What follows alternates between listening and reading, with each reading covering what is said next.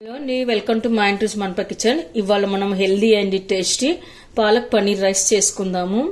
ఇక్కడ నేను ముందుగా కట్ట వరకు పాలకూర తీసుకున్నానండి. అలాగే 200 గ్రామ్ పన్నీర్ కూడా తీసుకున్నాను. అలాగే కుకింగ్ రైస్ కూడా తీసుకున్నాను. ఇప్పుడు మనం పాలకూరని శుభ్రంగా కడిగి కట్ చేసి పెట్టుకుందాము. ఇలా అంతా క్లీన్ చేసి కట్ చేసి పెట్టుకున్న తర్వాత మనం ఇప్పుడు ఒక మిక్సీ జార్ తీసుకున్న అందులో ఆకు మొత్తం వేసుకోవాలి. ఆ తర్వాత 2 మిర్చి వేసిన తర్వాత అల్లం వెల్లుల్లి కూడా వేసుకుందాము. ఇప్పుడు కొద్దిగా జీరా కూడా వేసుకుందాము. ఇప్పుడు మనం మిక్సీ పట్టి పేస్ట్ లాగా చేసి పెట్టుకోవాలి.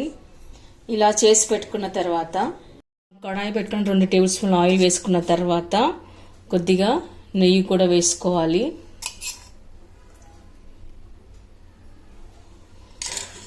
ఆ తర్వాత కొద్దిగా జీరా వేసుకోవాలి. ఆ తర్వాత 2 ఎండుమిర్చి, ఇప్పుడు కట్ చేసి పెట్టుకున్న ఆనియన్ కూడా వేసుకోవాలి. తర్వాత కరివేపాకు, ఇప్పుడు పన్నీర్ వేసుకుందాము. ఇప్పుడు కొద్దిగా సాల్ట్ వేసుకుందాము. ఆ తర్వాత ఇప్పుడు కసూరి మేతి వేసుకుందాము. ఆ తర్వాత ఇప్పుడు మనం పేస్ట్ చేసి పెట్టుకున్న పాలకూర మిశ్రమాన్ని వేసుకుందాము. ఇప్పుడు పాలకూరలో ఉన్న పచ్చివాసన పోయే వరకు బాగా ఉడికించుకోవాలి. పాలకూరను ముందుగానే వేడి నీళ్ళలో ఉడికించి పేస్ట్ చేస్తారండి. నేను అలా చేయలేదు. అలా చేస్తే పోషకాలని పోతాయని నేను అలా చేయలేదు.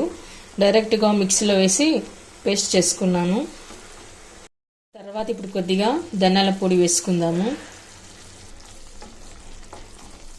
ఇప్పుడు పాలక్ గుజ్జు దగ్గర పడ్డ తర్వాత కొద్దిగా సాల్ట్ వేసుకుందాము. ఆ తర్వాత ఇప్పుడు మనం కుక్ చేసి పెట్టుకున్న రైస్ని వేసి కలుపుకోవాలి. ఇప్పుడు మరొకసారి కొద్దిగా కసూరి మేతి వేసుకుందాము.